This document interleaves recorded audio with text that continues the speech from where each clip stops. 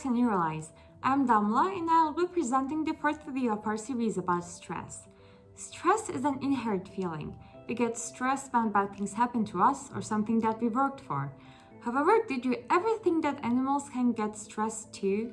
If you never thought about it but you want to learn more about this topic, then you're in the right place. Stress, unlike humans, is something bad for animals. This is one of the key feelings that increases their survival possibility. If an animal is stressed, then that animal would most likely be aware of the dangers surrounding it. The physical stress happens when they get physically damaged. For example, if an animal is injured, then it will be stress. If your pet has physical stress, for example, then your pet might be damaged by something. You should find the reason why and eliminate the reason to solve your pet's problem. Behavioral stress happens when the animal feels uncomfortable. For example, if there are so many foreigners around the animal, it will be scary for it, and this will cause a feeling of stress. If your pet has a behavioral stress problem, then you should help him slowly adapt to the new community. Psychological stress occurs when there are different climatic circumstances that the animal is unfamiliar with. For instance, during famines or animal epidemics, animals experience long-lasting stress periods. As we mentioned, when animals are stressed, their fertility drops. This causes the production rate to drop and eventually causes damage to the farming sector. They die earlier, and even when they're alive, they can't produce as much food as they need to produce. Oh, and did I mention that their life expectancy decreases? Yes, and this causes severe environmental damage. Because more animals die, more waste is created. This affects our environment, and this is one more reason why we should decrease the stress rate of animals. Stress also affects the health of the next generation. A stressed animal has a larger possibility to give birth to a weaker cub. And guess what?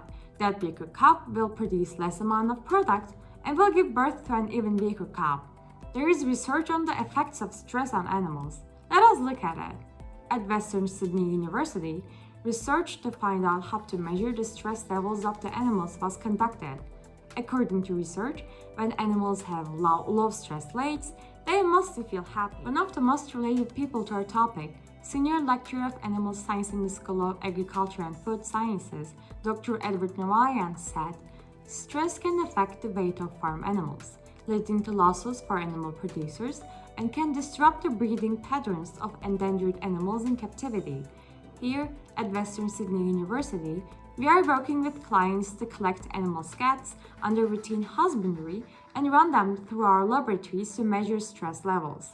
Considering human activity has pushed the world to the sixth mass extinction event, measuring the stress levels of native animals may help conserve their dwindling numbers by providing real-time data on species' physiological resilience and vulnerabilities towards anthropogenic-induced environmental changes. By having access to this data, researchers can help direct conservation and management efforts towards at-risk species.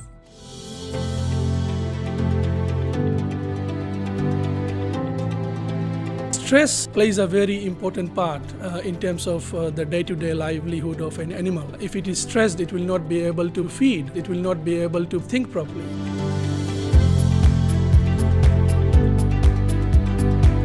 We can trace animals on the farm through to the commercial chain because stress ruins the quality of the meat, and that is a dollar value lost for the producer. Even on a day you see that your dog is not looking good, we can find out by this simple lab test with us and with the vets to make sure it is happy whilst living with human beings.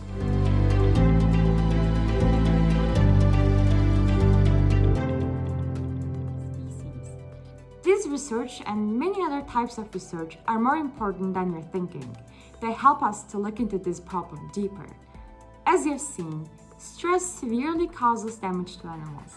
Stress decreases their fertility rate, economical productivity, sexual abilities, and more. All these reasons damage our economic situation and our environment.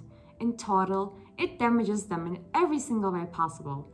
Therefore, if we just care for ourselves for a bit, we should care more about animals and help them as much as possible.